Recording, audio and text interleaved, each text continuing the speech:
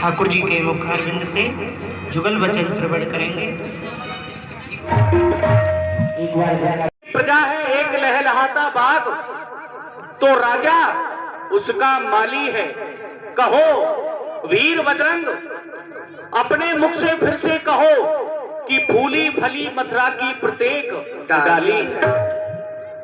हम जो इस सिंहासन पर बैठे हैं केवल अपनी प्रशंसा सुनने के लिए नहीं, हम यह भी जानना चाहते हैं तो मंत्रिमंडल के माध्यम से कि हमारे अंदर माध्यम से जो हमारी प्यारी प्रजा है वह भयभीत रहती हो, वह दुख मानती हो। इसलिए राजा की कमी को कौन जान सकता है? राजा के समीप में रहता है। कहते हैं ना कि तार यदि यंत्र का टूटे तो दोषी यंत्री होता है। राज्य में किसी भी प्रकार का कोई संकट आए तो उसका दोषी राजा नहीं, मंत्रिमंडल होता है।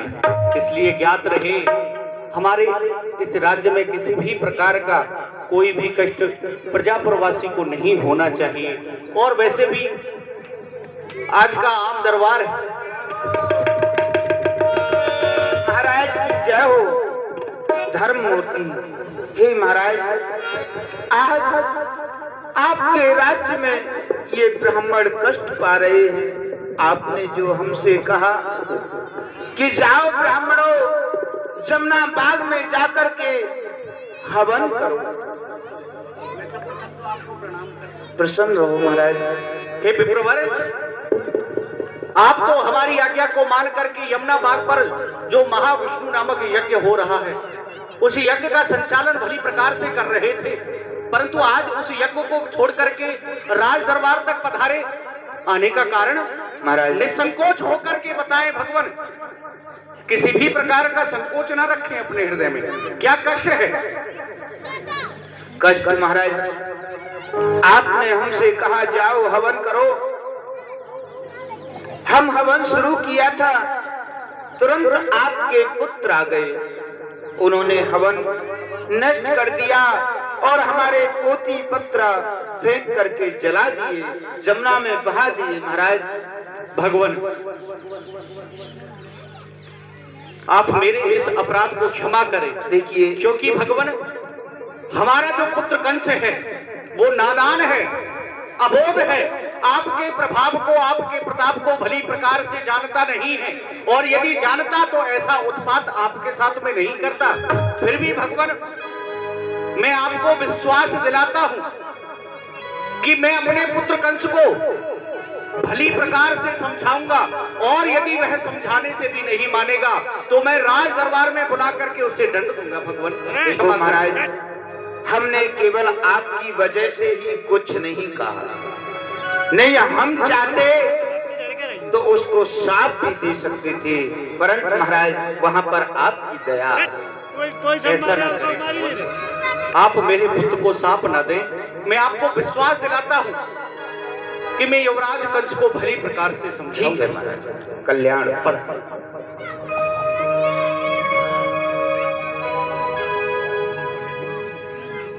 भैया, अभी कुछ ही क्षण पहले मैंने तुमसे पूछा कि हमारे इस राज्य में ब्राह्मणों को, संतों को किसी भी प्रकार का कोई कष्ट तो नहीं, तो तुम सभी ने हमारा मन रखने के लिए हमसे कहा कि जिस राज्य का राजा धर्म आचरण करने वाला होता है श्री महाराज, उस राज्य में संकट का नाम नहीं आता।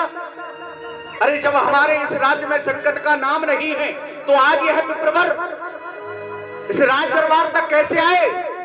परंतु मुझे पता तो हो गया कि तुम सभी युवराज कंस से भय मानते हो, तुम्हें मृत्यु का भय होगा, परंतु मुझे नहीं।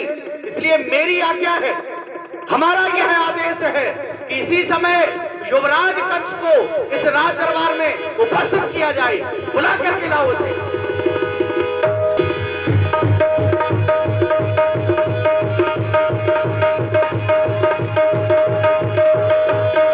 बुलाने की कोई आवश्यकता नहीं, हम स्वयं आ चुके हैं। तुम स्वयं आ चुके हो। युवराज, ये हम क्या सुन रहे हैं?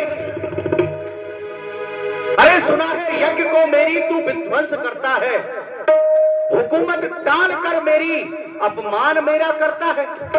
जो ब्राह्मण यज्ञ करते हैं उनको तू सताता है, पोथी पत्रा छीन करके उस यमुना में बहाता है। क्या ये सारी बातें सत्य हैं? हाँ, सब कुछ सत्य है। क्योंकि लुटाते हो जो तुम धन को, उसे मैं देख नहीं सकता। जलाते घी को अग्नि में, उसे मैं सह नहीं सकता।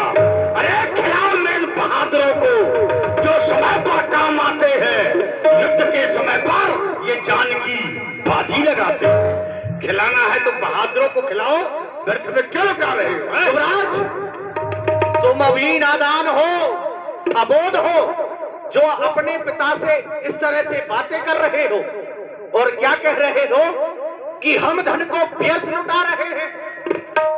नादान नहीं होते, अबोध नहीं होते तो ऐसा प्रश्न हमसे नहीं करते। पर सुनो ध्यान दे करके, लुटाता हूं नहीं धन को, इसे प्रजा का कष्ट हरता हूं। यज्ञ और दान दे करके प्रसन्न उस विष्णु को करता हूं। अरे यज्ञ और दान करने से कहीं धन को घटते देखा है, परंतु विष्णु की सेवा पूजा से तुझे क्या कष्ट होता है? क्या कहा? विष्णु की पूजा?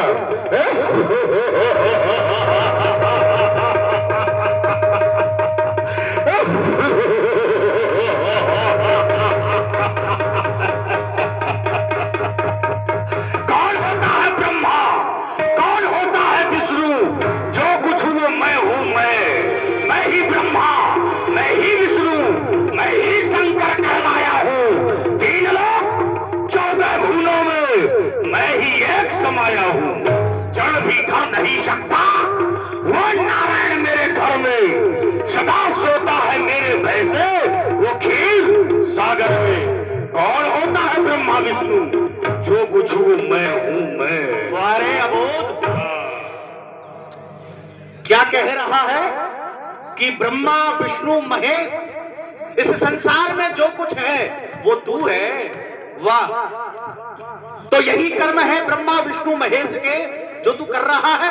अरे तू ही ब्रह्मा और तू ही शंकर, तू ही विष्णु कहलाया है। जभी तो मार करके उन ब्राह्मणों को उस यमुना में बहाया है। और नीच नारकी नर पिशाच लजाया वंश मेरे को। अरे जन्म लेते ही मर जाता तो ना होता आज कष्ट मेरे को। जिस समय तूने जन्म लिया, अगर तू उसी समय समाप्त हो गया होता तो तेरी वजह से आज मुझे यह दिन नहीं देखना पड़ता। परंतु ज्ञात रहे युवराज, बोलो। जो तुम यहाँ करना चाहते हो वो यहाँ कदापि नहीं होगा। अवश्य होगा, नहीं होगा, होगा, और कोई रोक नहीं सकता है मुझे। समझ रहे हो? उग्रसेन, ये तुम क्या करने के लिए जा रहे हो? तुम कंस के स्वभाव को भली प्रकार से जानते हो। यह दुष्ट है, तुम्हारी बात कभी नहीं मानेगा। और हम यदि इससे इसी तरह वार्तालाप करते रहे तो कहीं ऐसा ना हो कि यह बातों ही बातों में हमारा अपमान कर डाले। युवराज, बोलिए।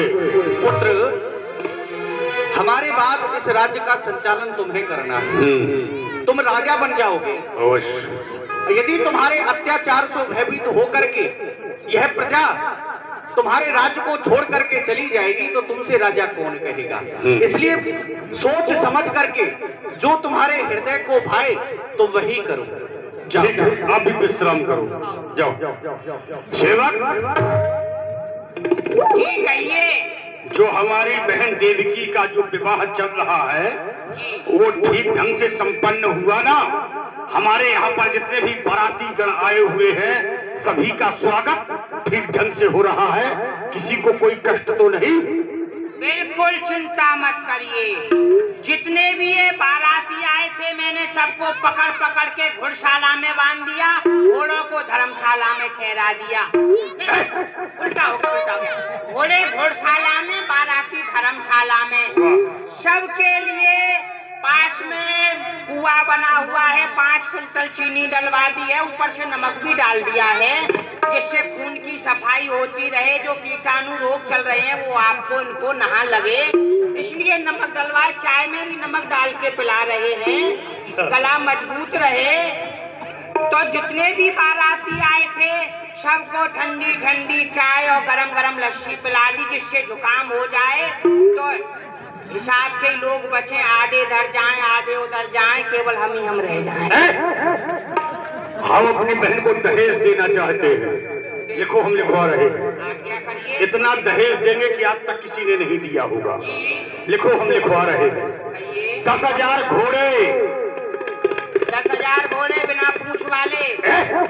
बिना पूछ वाला क्या होगा? लड़ाई में युद्ध में बहुतों की पूछ कट गई, किसी की नाक कट गई, बेकार पड़े हैं, दे दो।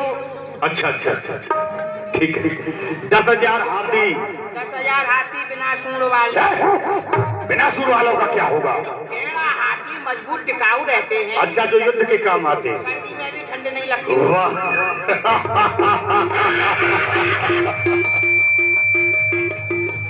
और लिख, इस माइक वाले को भी दे दो, परेशान करेगा। 2000 दास, 2000 दासियां। 2000 दास, 2000 दासियां। मेरी तरफ से 2000 घास और 2000 घासियां। घास और घासियों का क्या होगा? दास वसुदेव जी की सेवा करेंगे, दासी देवकी जी की सेवा करेंगी। इतने घोड़े हाथी जा रहे हैं, इनको घास कौन खोदेगा? घास खोदने वाला घास और उनकी घरवाली घासी। अच्छा, यहीं से व्यवस्था कर रहा है। और क्या? एक खजाना सोने का, एक खजाना चांदी का, एक खजाना हीरा जवाहरात पन्ना का वसुदेव जी को दान में दिया जाए। सोने का खजाना, एक चांदी का, एक हीरा का, एक जवाहरात का, एक पीतल का, एक लोहे का, एक तांबे का, एक कांच का। ये लोहे का, तांबे का, ये सब क्या होगा? नहीं, सोना चांदी हीरा पन्ना पहनने के लिए काम आएंगे। जब इतना माल रहेगा तो युद्ध भी हो सकता है। लोहे के खजाने से शस्त्र बनेंगे और काट के खजाने में रखे जाएंगे। ठीक ठीक ठीक कर रहा है। ऐसा है, वसुदेव को बुलाओ, हम उनसे भी जानना चाहते हैं उनकी क्या इच्छा है। क्यों नहीं? और थोड़ा सा एक विचार और था, कुछ भूमि फल दे देते। अच्छा अच्छा अच्छा, भूमि दान देना। जमीन बहुत महंगी हो गई है, कुछ तो दो। कन्यादान के साथ साथ भूमि दान देना भी ठीक है। भूमि दान। बटेश्वर के पास जो जलेश्वर हमारा परगना है, जिसका कर आज तक हम लिया करते थे, वसुदेव के नाम किया जाए। किया जाए। तू भी अपनी तरफ से कुछ देगा क्या? अब ऐसे तो आपने बहुत कुछ दे दिया, अब आप ही की बहन नहीं, हमारी भी बहन जी है, तुम तो गरीब आदमी भैया, थोड़ा सा ही दे सकते हैं। हमारी तरफ से माननीय वसुदेव जी के लिए 200 ग्राम बासमती चावल, 50 ग्राम मूंग की दाल, खिचड़ी बना के खा लेंगे, मिष्टान मिठाई खा रहे हैं ना। गरीब वसुदेव को बुलाओ। सावधान, फूफा जी पधार रहे हैं। बाबा क्या जोड़ी है, साक्षात धर्मराज और यमराज। आइए श्रीमान जी, आइए, आपका स्वागत। क्यों नहीं? हाँ जी फूफा जी, कहो। कुशल मंगल, बहुत दिनों बाद दिखे। आपको बहुत दिनों बाद दिखे?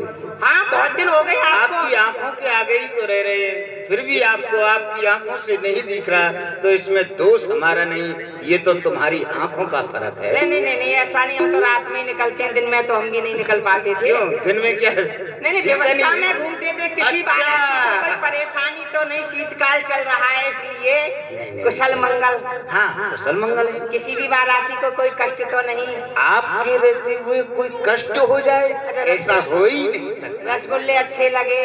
अरे, आपने जो रसगुल्ले बनवाए थे। अच्छा, हमने बनवाए थे क्या? और किसने बनवाए? अच्छा, हमने समझा कि आप साथ में लाए थे। नहीं, अच्छा, आपने ही तो बनवाए थे। आलू का झोल कैसा लगा? भिंडी का रायता? बहुत अच्छा। अच्छा, हाँ, बेकार कुछ भी नहीं था। बेकार क्या होगा? महाराज आइए श्रीमान जी, आपका स्वागत है। कहिए, क्या इच्छा है, क्या भावना? महाराज, आपके राज्य में रह करके मुझे ही नहीं, मेरे प्रत्येक बराती को आनंद का अनुभव हो।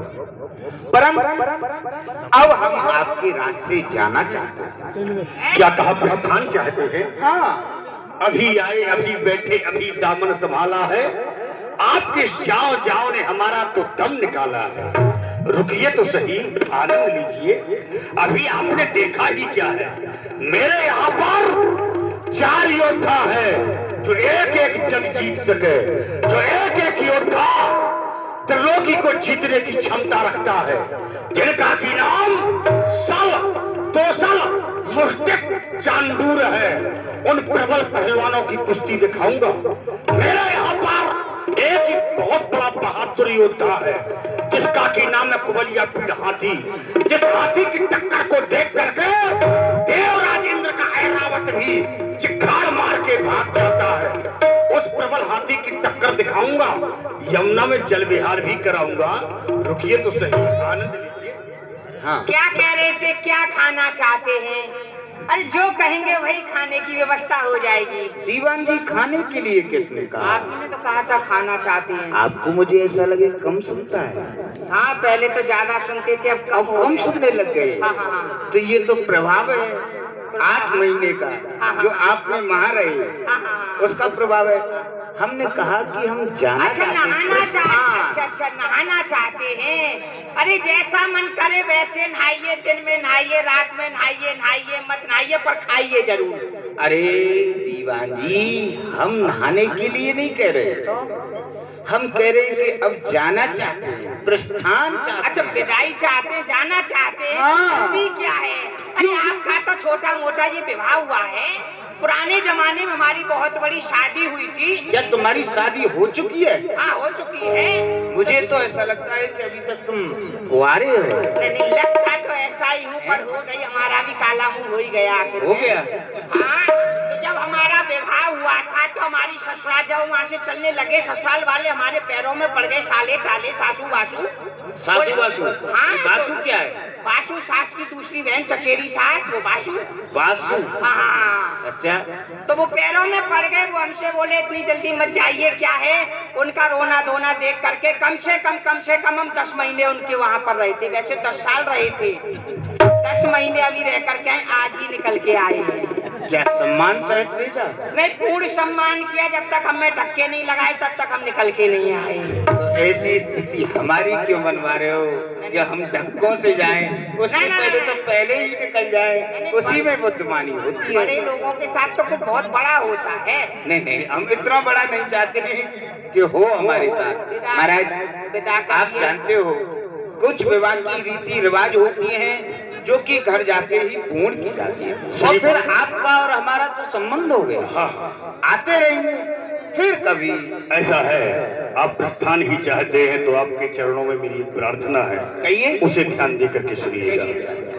जो मेरी बहन देवकी है ना, वो मुझे प्राणों से भी अधिक प्रिय है। जिस समय मेरी बहन देवकी मेरे महलों से पिता होकर के जाएगी और वह अश्रुपात करेगी, और ये कंस अपनी बहन के आंखों में आंसू नहीं देख सकता है, तो मेरे हृदय में एक विचार है, वो सुनिए, प्रकट करिए। कहा गया है, या तो पर कन्या की भावर, या तो पर कन्या की भावर किसके घर पड़ती नहीं, किस महल की चौखट बंधनवार से सजती नहीं, पर आज मैं प्रसन्न हूँ।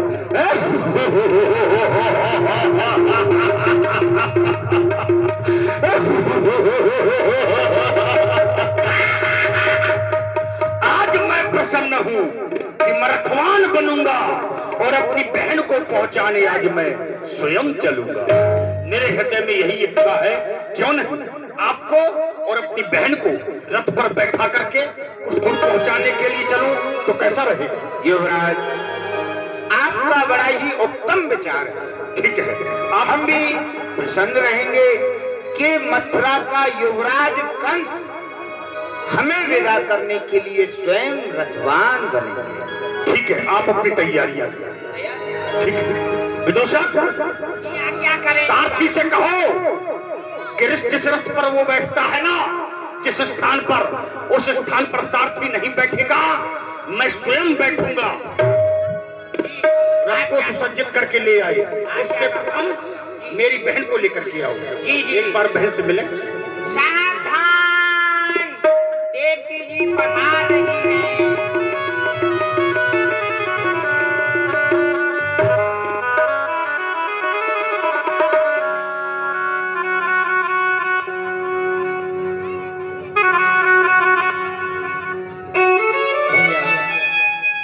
से लेकर के आज तक आपने मुझसे बड़ा प्रेम किया है, परंतु आज मैं आपको छोड़ कर के जा रही हूँ।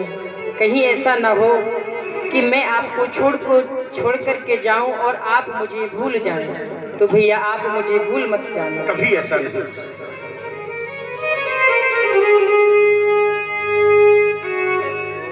तो जाती है भैया बहना तेरी, जाती है भैया बहना तेरी, भूल न जाना जल्दी बुलाना, कसम है मेरी, जाती है भैया बहना तेरी।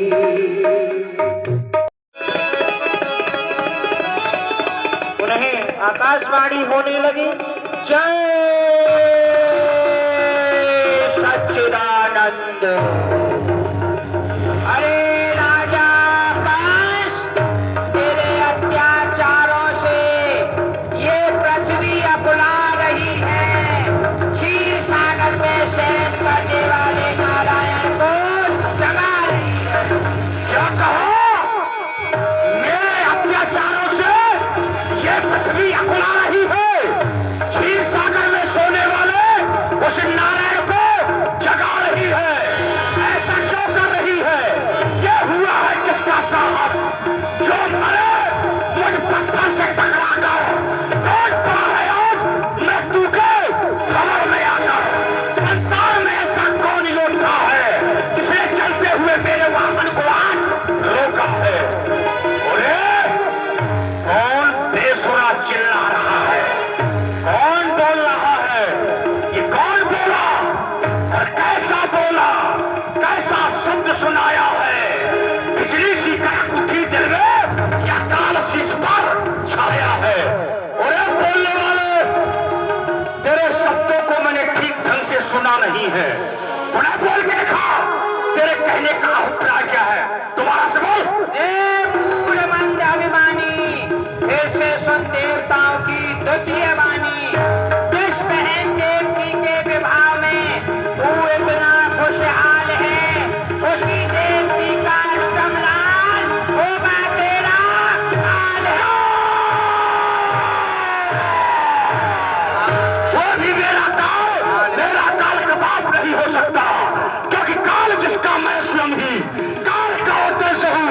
शत्रुओं के वंश का मैं प्रध्वंसहारी कंस हूँ।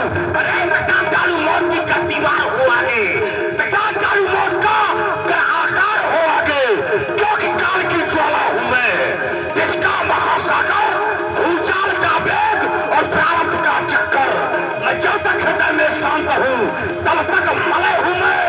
अगर मैं जाऊँ क्रोध में तो फिर महाप्रलय हूँ मैं, महाप्रलय हूँ मैं। क्या कहा? देवकी का 8वां बालक मेरा काल? कदाप ऐसा हो। शस्त्रु समान देवकी जानी, रथ से तर पड़ो अभिमानी। क्या कहा? देवकी का 8वां बालक मेरा काल? कदाप ऐसा हो नहीं सकता। और अगर ऐसा हो भी गया तो इसकी मुझे कोई परवाह नहीं है, क्योंकि जब ये लोहा ही नहीं होगा, जब ये लोहा ही नहीं होगा तो बनेगी ये छुरी क्यों कर? न होगा बांस तो बजेगी बांसुरी क्यों कर? मारूंगा मैं जड़ी को तो बढ़ेगी डाल को कैसे? न होगी देवकी तो चलेगी लाल को कैसे? जब देवकी ही नहीं होगी तो लाल कहां से उत्पन्न होंगे? और लाल उत्पन्न होने से प्रथम मैं देवकी को काट के फेंक दूंगा, क्योंकि दिल के फूले जल उठे। इस सीने के दाग से इस घर को आग लग गई, इस घर के चिराग से जिसे ये मैं हार समझे था, गला अपना सजाने को वही विषैली नागिन बन बैठी मुझी को काट खाने को। मेरे काल को जन्म देने वाली विषैली नागिन हतभागिन उतर रथ से नीचे उतर। से पकड़े देवी की गंगनी नाग चुदान बहन की कीनी विकास हाथ में लीनो यह विचार अपने मन तीनों। भैया भैया देव की भैया ये लाल लाल आंखें तुझे भस्म करने के लिए, ये नंगी तलवार तुझे काट फेंकने के लिए। भैया मेरा कुछ दोस्त, तेरा दोस्त कुछ नहीं, मेरा कुछ अपराध, तेरा अपराध भी कुछ नहीं। भैया फिर इतना क्रोध क्यों? क्या आज आपका मस्तक फिर गया है? ये मेरा मस्तक फिर गया है और ये फिरा हुआ मस्तक जब तक तेरे शीश के टुकड़े टुकड़े नहीं कर डालेगा तब तक शांत नहीं होगा। भैया मैं तेरी बहन हूँ, तू मेरा कुलदीप भाई है, फिर भाई होकर के इस बहन के साथ कैसी लुटराई है। आजर की कांठा बनी पंखड़ी है सुमन की, बड़े भाई की कड़क चलती है गर्दन पे बहन की। ये भाई की ये कड़क आज चलेगी गर्दन पर बहन की। क्या यश चेगी आज से मेरे जीवन में सुमन की। भैया ऐसे बोल ना बोल, अभी मेरा विवाह हुआ है, मैं अपने मायके से ससुराल को जा रही हूँ। भैया तू मेरे इन हाथों की मेहंदी को देख, मेरे मांग के सिंदूर को देख, मेरे आंखों के काजल को देख। क्या कहा? तेरे हाथों की मेहंदी मेरी हलाहल जहर बन चुकी है जहर। तेरे पैरों का महावर मुझे विष के समान प्रतीत हो रहा है। जिस मान की बात कर रही, जो मान तूने अपने मस्तक पर भर रखी है, तो सुन, वो मान बिगड़ जाए कि जहां पर लाल हो मेरा, वो चाल बिगड़ जाए कि जहां भूचाल हो मेरा, वो जाल ही टूटे जहां जंजाल हो मेरा, और वो भूख नष्टा जहां पर काल हो मेरा। मैं एक अबला हूँ, आपसे न्याय चाहती हूँ। देव की मैं अन्याय हूँ, एक जबरदस्त शेर हूँ, अन्याय चाहता हूँ। हाय आकाश, तू देख रहा है कि यह मेरा भाई है। हे पृथ्वी, तू देख रही है कि यह मेरा भाई है। पलक दुनिया गई, सोया विधाता धूप ढलती है, बड़े भाई के हाथों से बहन पर खड़ग चलती है। हे जगत के रहने वालों, आज आंखें बंद कर लो तुम कि द्वारे लगन मंडप पे चिट्ठा दुल्हन की चलती है। पाप की डाली कभी फूलती और पलती नहीं, नाव कागज की कभी दरियाओं में चलती नहीं। बनाता है जो सब जग को, तू चला है उसे मिटाने को। अरे चला है घी उबल कर तेज अग्नि बुझाने को। तू क्या भैया, तू आज मुझे मार ही डालेगा? हाँ, मैं आज मार ही डालूंगा, जीवित नहीं छोड़ूंगा। तो ठीक है भैया, उठाकर तेज तू अपनी दिखावल चक्रधारी का, मुझे केवल भरोसा है सुदर्शन चक्रधारी। ये चक्रधारी चक्रधारी चक्रधारी, वो कैसा होता है चक्रधारी, मैं भी देखता हूँ यहाँ पर आकर के तेरी कैसे रक्षा करता है। संभाल अपने आप को, बम विश्वनाथ, हर हर महादेव।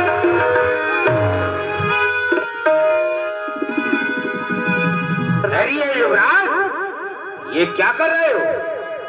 क्यों वसुदेव, तुम भी आड़ आना चाहते हो क्या?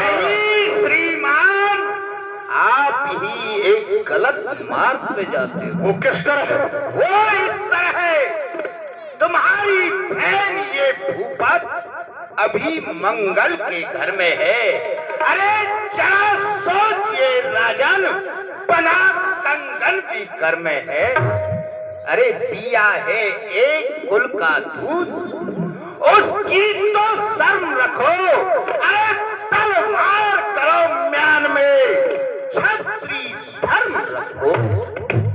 धर्म की बात कर रहे हो तो ऐसा नहीं मैं धर्म को जानता नहीं, जानता हूं। मैं धर्म को भी जानता हूं पर उस पर चल नहीं सकता। मैं अधर्म को भी जानता हूं पर मुझे तज नहीं सकता, क्योंकि गजब का देव समाया मेरे दिल के पुर्जों में। मैं चलता हूं पर वो चलने नहीं देता। तो ये अत्याचार, दुराचार, अनाचार हम अपने नेत्रों से नहीं देख सकते। नहीं देख सकते?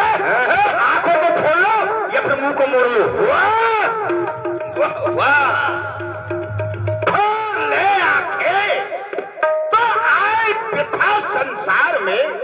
अरे जन्म लेना था किसी कायर पुरुष के परिवार में, शूर की संतत कहाकर किस तरह मुख मोड़ ले, सामने अन्याय हो और आंखें खोल ले।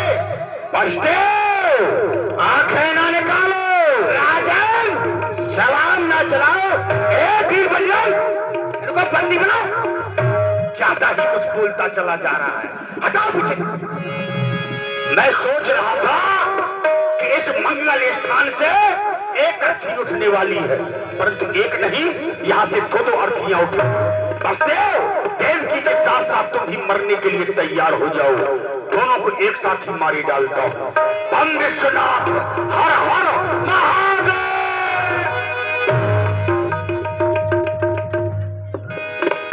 नीच, कुलंगार, कुलघाती, और ऐसा कृत्य करते हुए तुझे लज्जा नहीं आती? पिताजी यहाँ पर क्यों चले आए? वाह, हमसे प्रश्न कर रहा है, हमसे कह रहा है अपने पिता से कि आप यहाँ पर क्यों चले आए।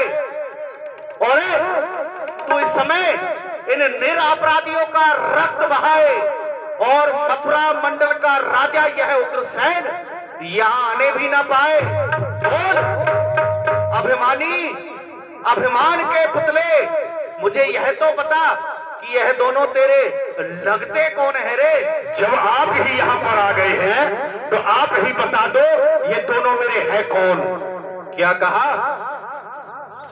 आज तू मद में मदान तो होकर के अपने सगे संबंधियों को भी भुला बैठा है, तो कोई बात नहीं, मैं तुझे ज्ञात कराता हूँ।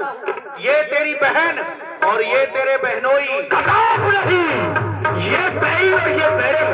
पिताजी यहाँ से चले जाओ, मुझे ध्यान न रहेगा, और ये तलवार किस पर चल जाए इसका ध्यान न रहेगा। अरे तो चलने दे, तू मरने का भय किसे दिखाता है? और नीति भी तो यही कहती है कि पुत्रों के रहते पिता का सर जाए तो जाए, परंतु पिता के रहते हुए उसकी संतान पर आंच न आए। अरे चाहे इस बूढ़े शरीर पर चल जाए अनेक तलवार, परंतु कल हम होने नहीं देंगे तेरा यह अत्याचार, क्योंकि हमको तो मरना ही है। सर पर नाच रहा है काल, पुत्री और दामाद का हम देख नहीं सकते। यह नहीं देख सकते तो ये तुम जानो, पट्टा न लगने पाएगा हम वीरों की शान में, पट्टा न लगने पाएगा हम बहादुरों की शान में। और ये घाट अब जा नहीं सकती है म्यान में, जब ही जाती जब किसी का खून पी लेती है। वारे से खून पिया नहीं है। वारे महावीर, वारे वीर, तुझे यह नहीं मालूम कि यदि तू हमारी बात नहीं मानेगा, इस समय ज्यादा अनीति फैलाएगा तो इसका परिणाम क्या होगा? क्या होगा? यही तेरे हाथों में हथकड़ी, पांव में बेड़ी, नार में तोप, तुझे इसी समय बंदी बना लिया जाएगा और सख्त कारागार के लिए भिजवा दिया जाएगा। क्या कहा? मेरे हाथों में हथकड़ी, हाँ, पैरों में बेड़ी, नार में तोप और कारागार में, ये सब होगा किसकी आज्ञा से? किसकी आज्ञा से? हाँ।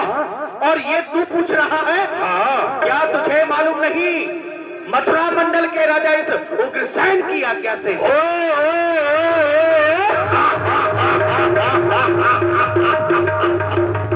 मथुरा नरेश महाराज उग्रसेन की आज्ञा से।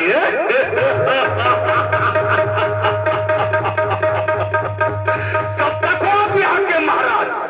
जब तक आपके मस्तक पर ये राज मुकुट है तब तक हो आप यहाँ के महाराज। और जिसके मस्तक पर होता है ताज वही कहलाता है महाराज। और ये ताज अब तुम्हारे मस्तक पर अच्छा नहीं लग रहा है, अब तो ये मेरे ही मस्तक पर अच्छा लगेगा, है ना? क्या कहना चाहता है तू? अरे और दुष्ट तेरे हृदय में क्या चल रहा है मुझे बता दो। उग्रसेन जी के महाराज सर से मुकुट को उतार। बस खत्म हो चुका पिता पुत्र का नाता। अपमान इस कदर अब सहा नहीं जाता। आप ही आ गए इस घातक विचार में तो आपको ही भेजता हूं सख्त कारागार में। और आप वीर बजरंग डाल पुट्ठे के हाथों में हथकड़ी और घसीटता हुआ ले जा बंद कर दे कारागार में। चल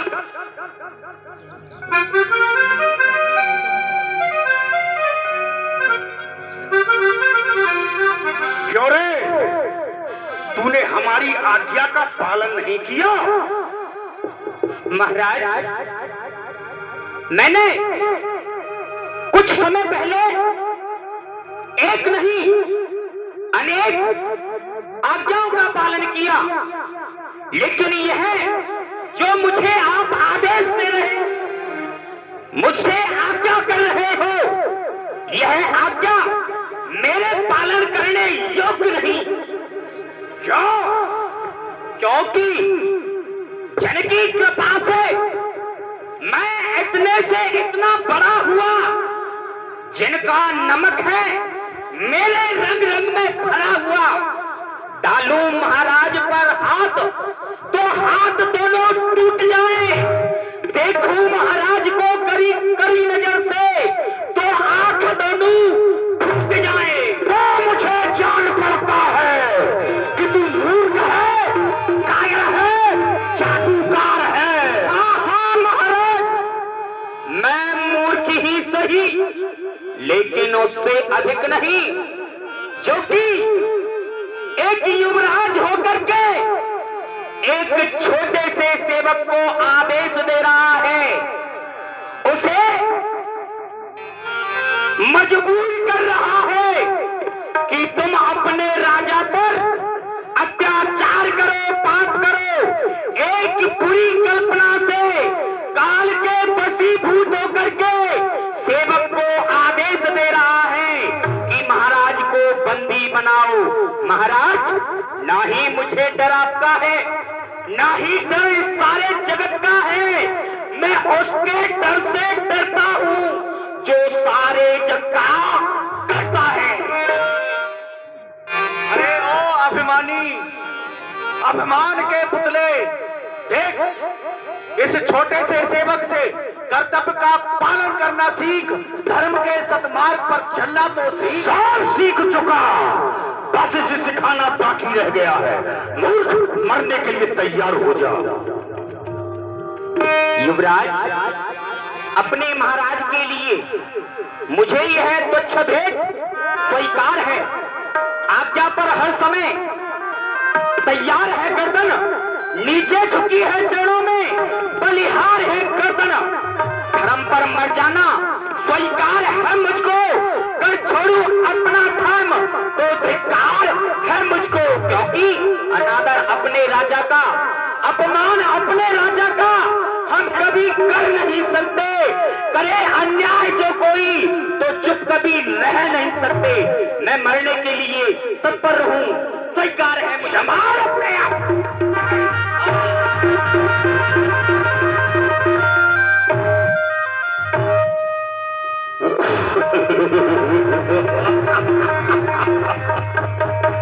मर गए। सेवक, डाल पुट्ठे के हाथों में हथकड़ी। परम पिता परमात्मा, ये तेरी कैसी लीला है? अरे ये तेरी कैसी माया है रे? इस दुष्ट ने मेरे परम प्रिय सेवक का वध मेरे नेत्रों के आगे कर दिया और मैं मथुरा मंडल का राजा उग्रसेन अपने उस धर्मपरायण सेवक के लिए आज कुछ न कर सका। अरे संसार का प्रत्येक माता पिता अपने पुत्र के लिए क्या नहीं करता है।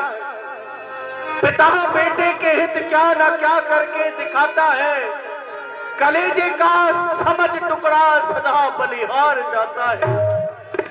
खिलाता है, पिलाता है, लड़ाता लाड़ है और एक दिन उसे अपनी संपत्ति का मालिक बनाता है। उसी पुत्र का आज इस पिता के साथ में क्या व्यवहार है देखो। आज बुढ़ापे में मेरा कैसा सत्कार है देखो। कंस, बोलो। तू हमारा ही पुत्र है।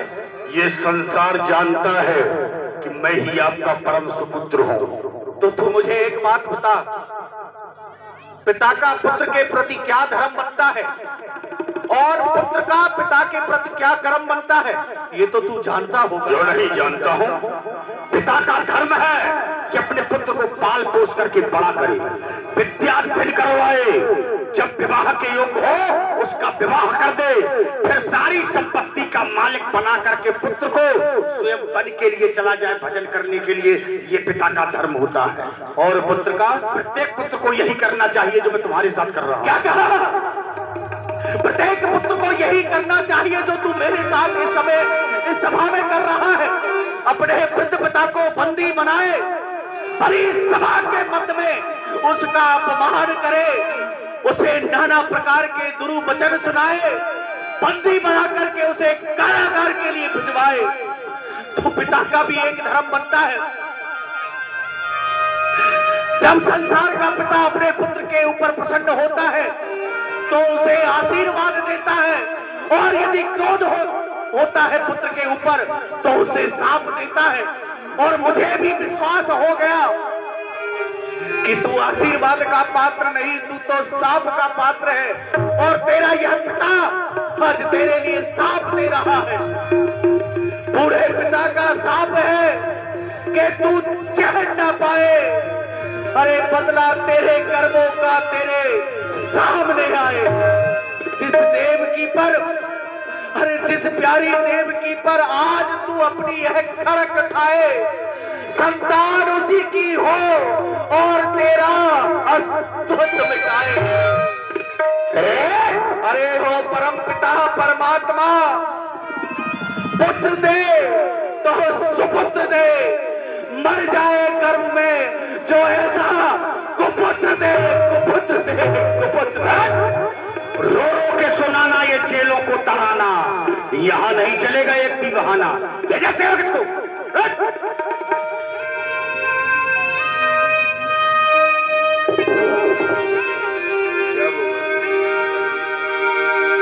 तात ग्रह बंदी साला, आपन भयो कंस भूपाला। इधर कंस राजा बन गए। सभी जो नीति थी उसको वसुदेव जी देख रहे थे, तो वसुदेव जी विनय करने लगे। हे पुन वसुदेव कहो कर जोरी, पुन वसुदेव। जिसने अपने पिता को नहीं छोड़ा तो हम उसके क्या लगते हैं? कहते हैं कि हर जगह नीति से काम लेना चाहिए, यहाँ पर साम नीति का प्रयोग करना चाहिए। जब वसुदेव कहो कर जोरी, राजन सुने विनय कबूरी। हे राजन, मैं आपके चरणों में कुछ निवेदन, कुछ विनती करना चाहता हूँ, सो ध्यान देके सुनिए। क्या कहा? निवेदन? बोलो बोलो बोलो।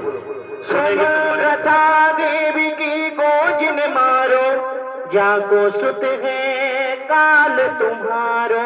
हे राजन, आप प्रथा में ही देवकी को मार रहे, क्योंकि देवकी आपका काल नहीं है।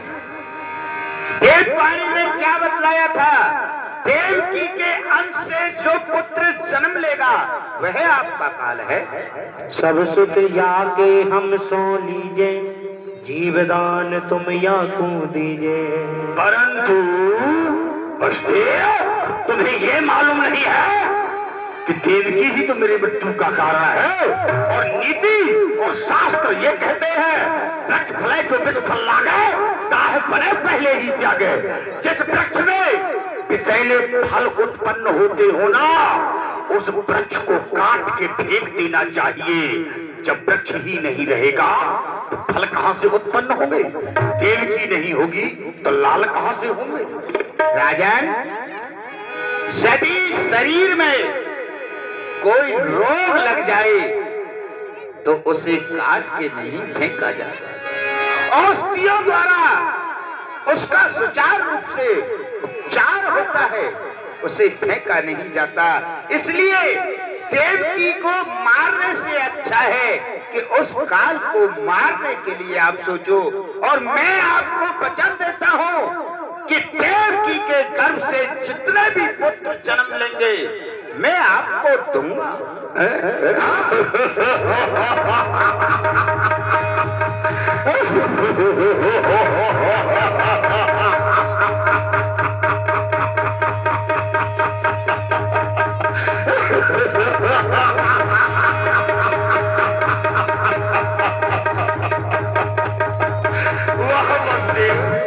कैसी बात कर रहे हो? संसार का कौन ऐसा पिता होगा जो अपने कलेजे के टुकड़े को लेकर के एक भूखे सिंह के सामने डाल दे? मुझे विश्वास नहीं होता। क्या राजा हम तुम सौभाग्य, सूर्य चंद्र साक्षी कर राखे। हे युवराज राजन, आज तुम्हें छत्री की बात का विश्वास नहीं होता तो सुनो। पृथ्वी के जीव चाहे आकाश में चले जाएं, आकाश के जीव पृथ्वी पे चले आए, माणिक समुद्र में हो, पहाड़ों में मगर जाए, परंतु हम वो नहीं जो अपने वचन से मुकर जाए। परमात्मा गवाह है, अनेक नहीं होगा ये छत्री कुम्हार अपने वचन से विचलित नहीं होगा। मैं आपको दिन के राजा सूर्य और रात्रि के राजा चंद्र दोनों को साक्षी करके कह रहा हूं कि देवकी के गर्भ से जितने भी पुत्र जन्म लेंगे मैं आपको दूंगा।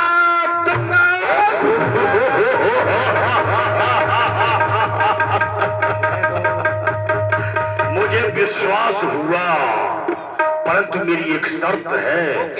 जब तक देवकी के उदर से 8 पुत्र नहीं हो जाते तब तक तुम्हें सख्त कारागार में रहना होगा।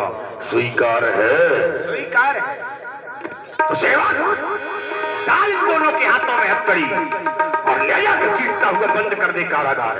आइए फूफा जी, हम तो पहले ही कह रहे थे भाई मत जाओ मत जाओ मत जाओ, राहु काल चल रहा है, पर आप नहीं माने, कोरोना में फंस गए।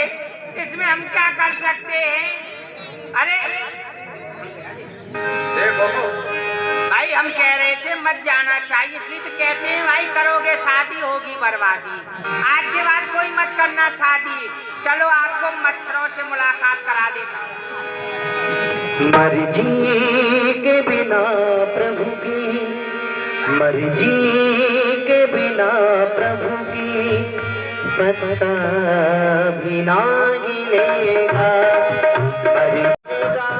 मर्जी के बिना प्रभु की पत्ता भी ना गिलेगा।